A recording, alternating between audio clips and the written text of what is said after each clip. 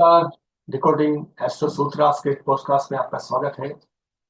दोस्तों, आज का विषय है transit of Saturn into sign Pisces, Shani का मीन राशि में परिभ्रमण।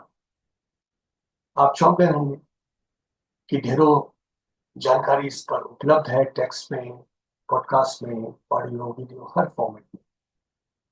लेकिन डिकोडिंग एस्ट्रो सूत्रास और transit of Saturn in Pisces, इसमें क्या कुछ अलग होगा? दोस्तों, कुछ अलग नहीं होगा। जैसा आप जानते हैं कि डिकोडिंग एस्ट्रो सूत्रास का जो उद्देश्य है वो ये है कि हम क्या कहते हैं वो इम्पोर्टेंट नहीं।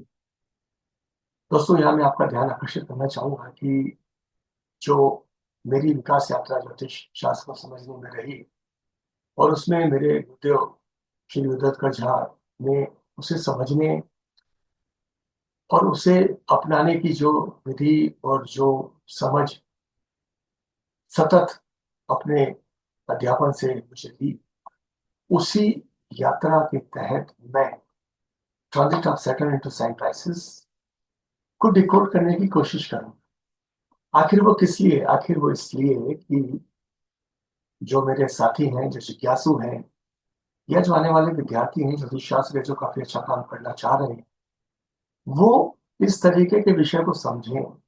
और हो सकता है कि समाज में जब उनका पार्टिसिपेशन हो इस शास्त्र की सेवा में, तो वो भी अपनी बात समझ से कह पाए, यानी उनका जो तार्किक अनुभव और जो विषय को वो प्रतिपादित करें, तो वो कहीं ना कहीं इस शनि के हार्ड वर्क, अनुशासन और एक तरीके से सांसारिक विरक्ति को अपना करके कि जो हम करें वो शास्त्र की श्रेष्ठता के साथ करें। तो ये हमारा उद्देश्य है।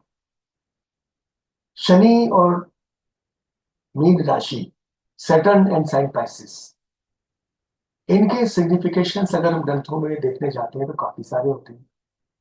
इन ट्रांजिट्स का इम्पैक्ट चर अचर दोनों जगत में होता है। अभी हम बात करेंगे चर जगत की, यानी उन 12 राशियों में जन्मे व्यक्तियों की, जिनकी कुंडली में स्थान विशेष में शनि का परिभ्रमण होगा।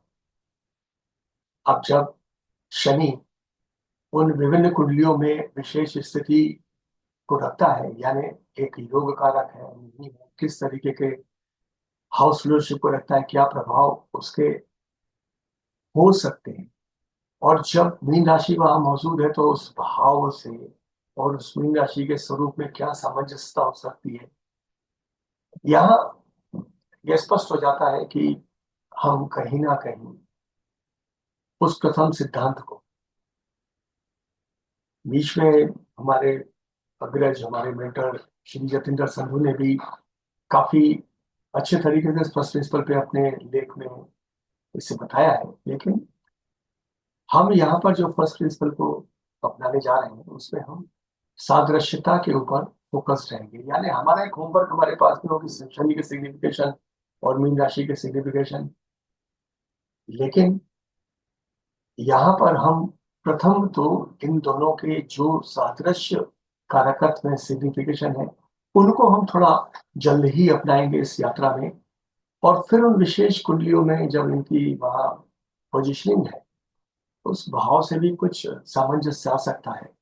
तो इस सादृश्यता पर हम एक हाई प्रोबेबिलिस्टिक एक एस्पेक्ट को ही समझने का प्रयास करेंगे कि किस तरीके के एरियाज को शनि उद्वेलित कर सकता है, ट्रिगर कर सकता है, और हम शनि का अगर वहां पर बेनिफिकेंस है, मेलिफिकेंस है, उस तरीके से हम उन स्थितियों को समझ लेंगे, उनको या तो नियंत्रण में कर लेंगे या उनका भरपूर हम सदुपयोग कर लेंगे। यानी ये पूरी यात्रा शनि और मीन राशि के सादृश्य कारकत्वों पर आधारित है। फिर हम उन 12 लग्नों में, जिनमें मेटल शनि, यानी शनि मूलतः कुंडली में यहाँ बैठा हुआ है, उसका भी एक रोल पे है।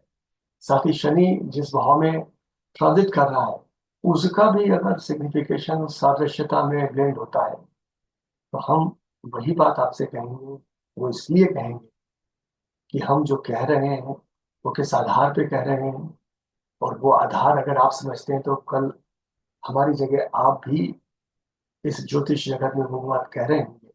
और जिस जगह पर आप लॉजिकली कन्विंस्ड हों, तो आइए हम इस यात्रा को शुरू करते हैं और सर्वप्रथम हम अगले अंक में जानते हैं कि शनि और मीन राशि के कारकत्व क्या है और उनके कुछ सादृश्य सिग्निफिकेशन क्या हो सकते हैं। साथ ही हम ये भी जानेंगे कि शनि की विभिन्न ग्रहों से किस तरीके की मित्रता है। और शनि मूलतः